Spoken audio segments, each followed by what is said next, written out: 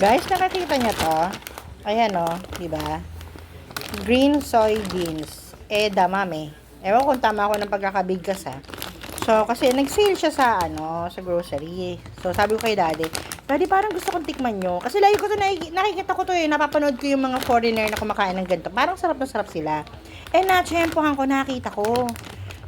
Tapos may nakasabay kami, yung babae, kinuha 5. So, sabi ko, daddy, kunin natin, tikman natin. So, chinek ko kay Google kung paano siya gawin, paano siya lutuin, paano siya kainin. So, sabi, i-steam lang siya, ibo-boil or stir fry. Lalagyan mo lang ng salt. So, kanina, eto, nag-steam ako, nilagyan ko siya ng garlic salt. Natikman ko na to gumawa, nag-ano na ako kahapon. Si daddy hindi pa. So, patitikman ko kay daddy. Masarap siya guys, para siyang, pag nakain mo na siya, parang, panlasa ko, parang nati siya.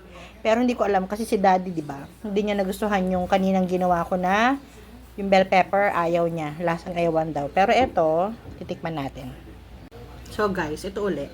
Kakain ulit tayo. Kanina, yung bell pepper. So ito naman ngayon. So, ganyan. Actually, madali lang siyang buksan. Ipapap mo lang ganun, no? Ano? Ay, tama ba? Paano ba? Ayan, no? Kita niya. Ayan, no? Yung buto. Masarap siya. Sa akin, ewan ko lang kay daddy. Ayan, no? Patikman natin kay daddy.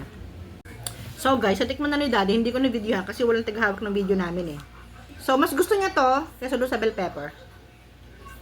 Di ba?